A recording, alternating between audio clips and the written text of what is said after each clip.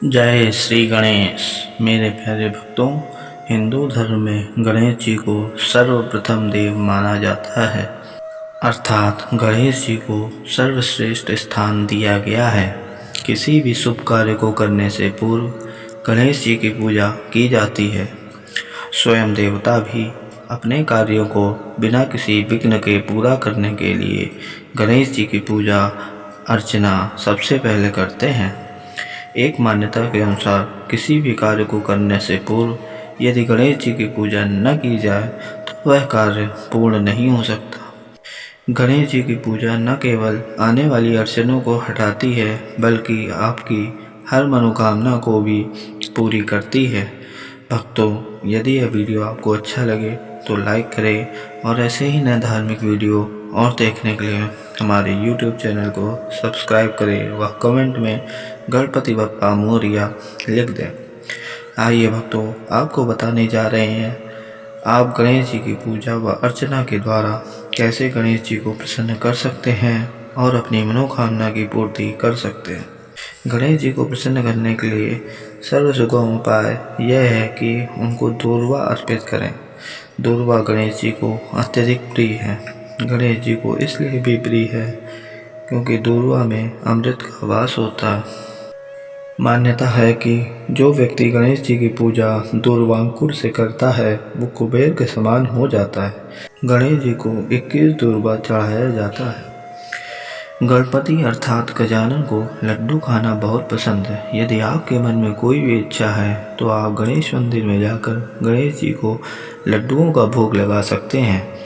मूंग की दाल के लड्डू गणेश जी को अति प्रिय है। घर में पूजा पूरा होने के बाद 21 में से 15 लड्डू पंडित जी को दक्षिणा सहित दान में दे दें, क्योंकि दक्षिणा के बिना कोई भी दान या पूजा का पुण्य आपको नहीं प्राप्त हो सकता। सर्दियों में गणेश जी को तिल के लड्डू का भोग तथा गर्मियों में मूंग की दाल के लड्डू का भोग लगाना चाहिए। गणेश जी को नित्य किसी न किसी फल का भोग लगा सकते हैं तथा पूजा के उपरांत इस फल को तुरंत खा भी लें, जिससे गणेश जी आपकी मनोकामना को पूरा कर देते हैं। मौसम के अनुसार भी गणेश जी को फल चढ़ा सकते हैं, जैसे जामुन, अमरूद, केला, आम, बेल, संतरा, सेब, चीकू आदि। यदि आप अपने माँ बाप की सेवा में कोई कसर नहीं छोड़ते हैं तो निश्चित ही गणेश जी आपसे अत्यंत प्रसन्न होंगे और आपको मनोवांछित फल भी देते हैं। यदि आप अपने माँ बाप को तीर्थ स्थल ले जाते हैं तो भी गणेश जी की कृपा आप पर खूब बरसती है। भक्तों, अब हम आपको बताने जा रहे हैं एक ऐसा चमत्कारी व शक्तिशाली मंत्र जिसके प्रभाव से गणेश जी अत्यंत प्रसन्न होकर आपको मनोवांछित फल के साथ साथ सारी मनोकामना की पूर्ति तुरंत ही कर देते हैं।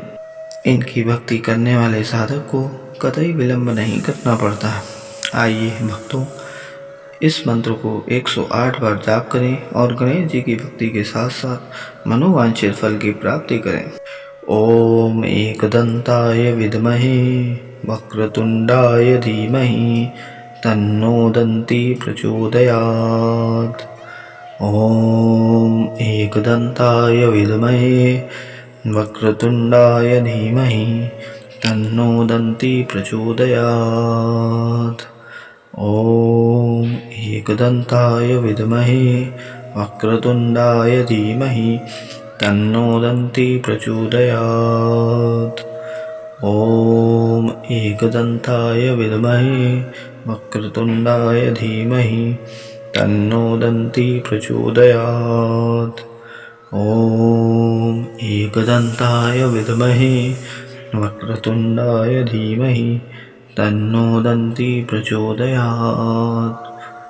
ओम एकदंताय विद्महे वक्रतुंडाय धीमहि तन्नो दन्ती प्रचोदयात्।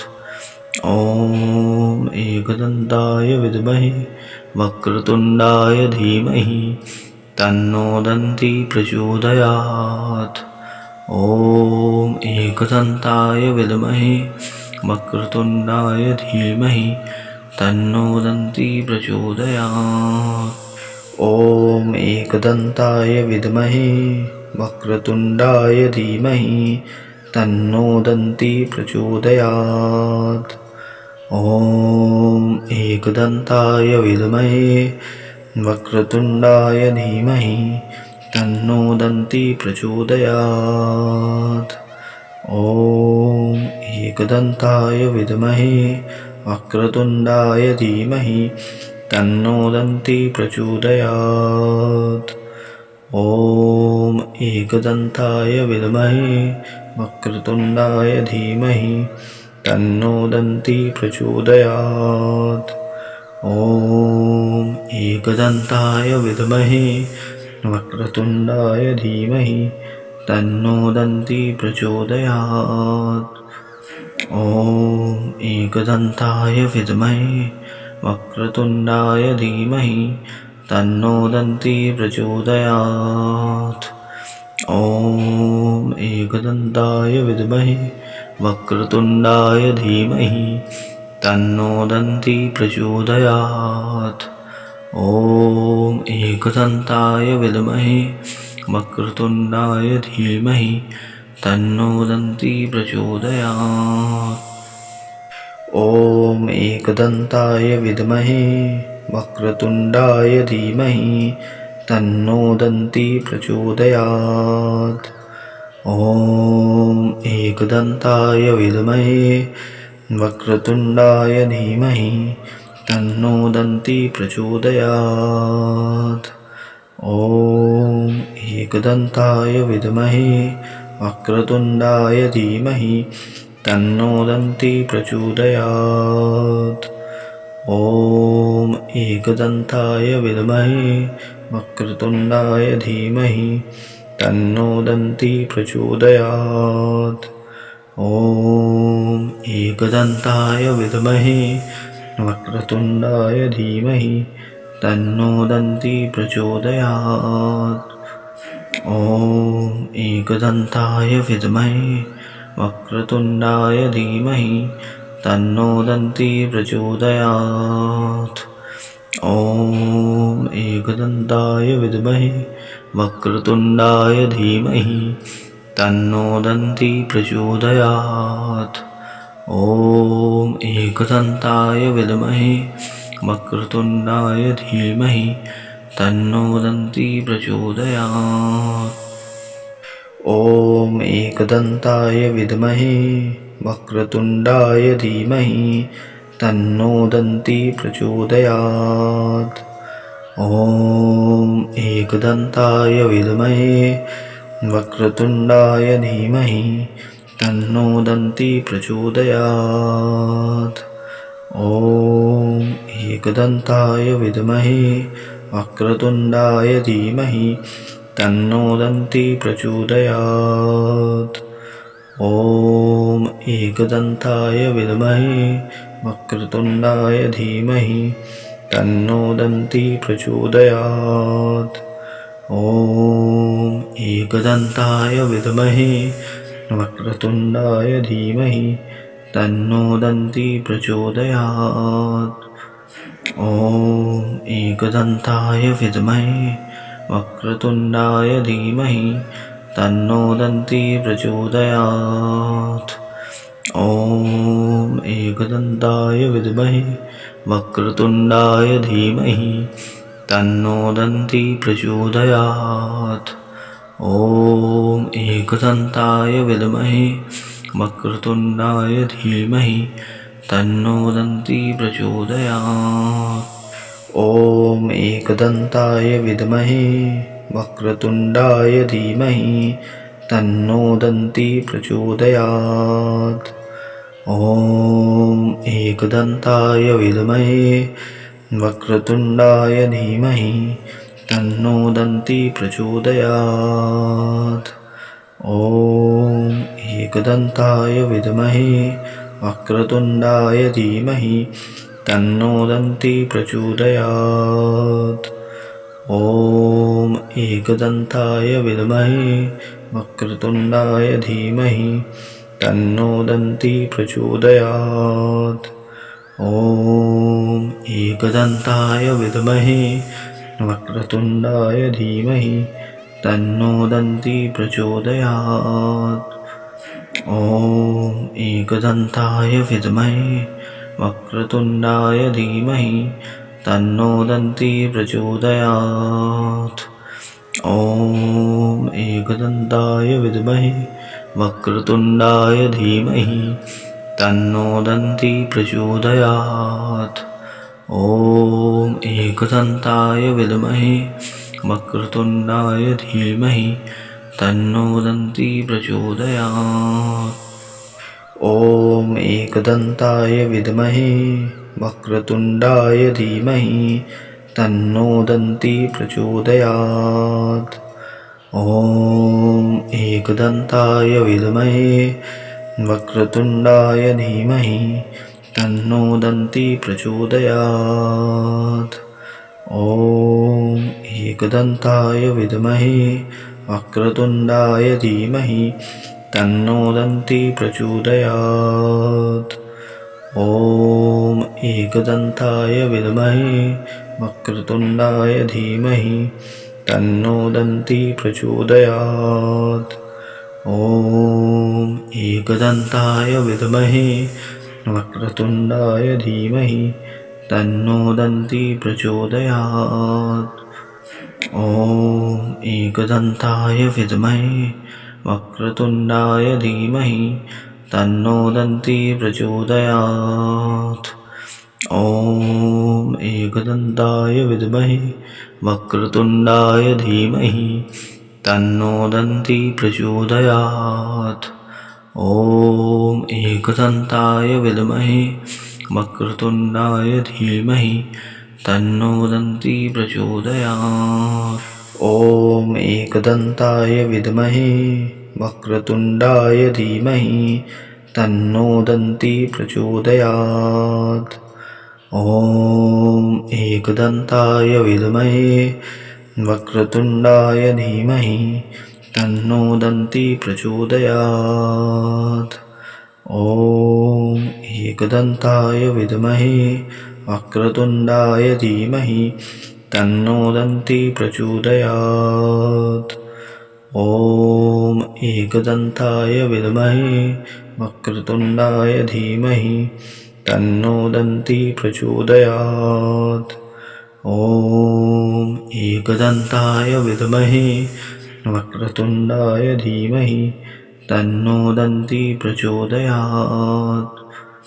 ॐ एकदन्ताय विद्महे वक्रतुण्डाय धीमहि तन्नो दन्ती प्रचोदयात्। ॐ एकदन्ताय विद्महे वक्रतुण्डाय धीमहि तन्नो दन्ती प्रचोदयात्। ॐ एकदन्ताय विद्महे वक्रतुण्डाय धीमहि तन्नो दन्ती प्रचोदयात्। ॐ एकदन्ताय विद्महे वक्रतुण्डाय धीमहि तन्नो दन्ती प्रचोदयात्। ॐ एकदन्ताय विद्महे वक्रतुण्डाय धीमहि तन्नो दन्ती प्रचोदयात्। ॐ एकदन्ताय विद्महे वक्रतुण्डाय धीमहि तन्नो दन्ती प्रचोदयात्। ॐ एकदन्ताय विद्महे वक्रतुण्डाय धीमहि तन्नो दन्ती प्रचोदयात्। ॐ एकदन्ताय विद्महे वक्रतुण्डाय धीमहि तन्नो दन्ती प्रचोदयात्। ॐ एकदन्ताय विद्महे वक्रतुण्डाय धीमहि तन्नो दन्ती प्रचोदयात्। ॐ एकदन्ताय विद्महे वक्रतुण्डाय धीमहि तन्नो दन्ती प्रचोदयात्। ॐ एकदन्ताय विद्महे वक्रतुण्डाय धीमहि तन्नो दन्ती प्रचोदयात्। ॐ एकदन्ताय विद्महे वक्रतुण्डाय धीमहि तन्नो दन्ती प्रचोदयात्। ॐ एकदन्ताय विद्महे वक्रतुण्डाय धीमहि तन्नो दन्ती प्रचोदयात्। ॐ एकदन्ताय विद्महे वक्रतुण्डाय धीमहि तन्नो दन्ती प्रचोदयात्। ॐ एकदन्ताय विद्महे वक्रतुण्डाय धीमहि तन्नो दन्ती प्रचोदयात्। ॐ एकदन्ताय विद्महे वक्रतुण्डाय धीमहि तन्नो दन्ती प्रचोदयात्। ॐ एकदन्ताय विद्महे वक्रतुण्डाय धीमहि तन्नो दन्ती प्रचोदयात्। ॐ एकदन्ताय विद्महे वक्रतुण्डाय धीमहि तन्नो दन्ती प्रचोदयात्। ॐ एकदन्ताय विद्महे वक्रतुण्डाय धीमहि तन्नो दन्ती प्रचोदयात्। ॐ एकदन्ताय विद्महे वक्रतुण्डाय धीमहि तन्नो दन्ती प्रचोदयात्। ॐ एकदन्ताय विद्महे वक्रतुण्डाय धीमहि तन्नो दन्ती प्रचोदयात्। ॐ एकदन्ताय विद्महे वक्रतुण्डाय धीमहि तन्नो दन्ती प्रचोदयात्। ॐ एकदन्ताय विद्महे वक्रतुण्डाय धीमहि तन्नो दन्ती प्रचोदयात्। ॐ एकदन्ताय विद्महे वक्रतुण्डाय धीमहि तन्नो दन्ती प्रचोदयात्। ॐ एकदन्ताय विद्महे वक्रतुण्डाय धीमहि तन्नो दन्ती प्रचोदयात्। ॐ एकदन्ताय विद्महे वक्रतुण्डाय धीमहि तन्नो दन्ती प्रचोदयात्। ॐ एकदन्ताय विद्महे वक्रतुण्डाय धीमहि तन्नो दन्ती प्रचोदयात्। ॐ एकदन्ताय विद्महे वक्रतुण्डाय धीमहि तन्नो दन्ती प्रचोदयात्। ॐ एकदन्ताय विद्महे वक्रतुण्डाय धीमहि तन्नो दन्ती प्रचोदयात्। ॐ एकदन्ताय विद्महे वक्रतुण्डाय धीमहि तन्नो दन्ती प्रचोदयात्। ॐ एकदन्ताय विद्महे वक्रतुण्डाय धीमहि तन्नो दन्ती प्रचोदयात्। ॐ एकदन्ताय विद्महे वक्रतुण्डाय धीमहि तन्नो दन्ती प्रचोदयात्। ॐ एकदन्ताय विद्महे वक्रतुण्डाय धीमहि तन्नो दन्ती प्रचोदयात्। ॐ एकदन्ताय विद्महे वक्रतुण्डाय धीमहि तन्नो दन्ती प्रचोदयात्। ॐ एकदन्ताय विद्महे वक्रतुण्डाय धीमहि तन्नो दन्ती प्रचोदयात्। ॐ एकदन्ताय विद्महे वक्रतुण्डाय धीमहि तन्नो दन्ती प्रचोदयात्। ॐ एकदन्ताय विद्महे वक्रतुण्डाय धीमहि तन्नो दन्ती प्रचोदयात्। ॐ एकदन्ताय विद्महे वक्रतुण्डाय धीमहि तन्नो दन्ती प्रचोदयात्। ॐ एकदन्ताय विद्महे वक्रतुण्डाय धीमहि तन्नो दन्ती प्रचोदयात्। ॐ एकदन्ताय विद्महे वक्रतुण्डाय धीमहि तन्नो दन्ती प्रचोदयात्। ॐ एकदन्ताय विद्महे वक्रतुण्डाय धीमहि तन्नो दन्ती प्रचोदयात्। ॐ एकदन्ताय विद्महे वक्रतुण्डाय धीमहि तन्नो दन्ती प्रचोदयात्। ॐ एकदन्ताय विद्महे वक्रतुण्डाय धीमहि तन्नो दन्ती प्रचोदयात्। ॐ एकदन्ताय विद्महे वक्रतुण्डाय धीमहि तन्नो दन्ती प्रचोदयात्। ॐ एकदन्ताय विद्महे वक्रतुण्डाय धीमहि तन्नो दन्ती प्रचोदयात्। ॐ एकदन्ताय विद्महे वक्रतुण्डाय धीमहि तन्नो दन्ती प्रचोदयात्। ॐ एकदन्ताय विद्महे वक्रतुण्डाय धीमहि तन्नो दन्ती प्रचोदयात्। ॐ एकदन्ताय विद्महे वक्रतुण्डाय धीमहि तन्नो दन्ती प्रचोदयात्। ॐ एकदन्ताय विद्महे वक्रतुण्डाय धीमहि तन्नो दन्ती प्रचोदयात्। ॐ एकदन्ताय विद्महे वक्रतुण्डाय धीमहि तन्नो दन्ती प्रचोदयात्। ॐ एकदन्ताय विद्महे वक्रतुण्डाय धीमहि तन्नो दन्ती प्रचोदयात्। ॐ एकदन्ताय विद्महे वक्रतुण्डाय धीमहि तन्नो दन्ती प्रचोदयात्। ॐ एकदन्ताय विद्महे वक्रतुण्डाय धीमहि तन्नो दन्ती प्रचोदयात्। ॐ एकदन्ताय विद्महे वक्रतुण्डाय धीमहि तन्नो दन्ती प्रचोदयात्। ॐ एकदन्ताय विद्महे वक्रतुण्डाय धीमहि तन्नो दन्ती प्रचोदयात्।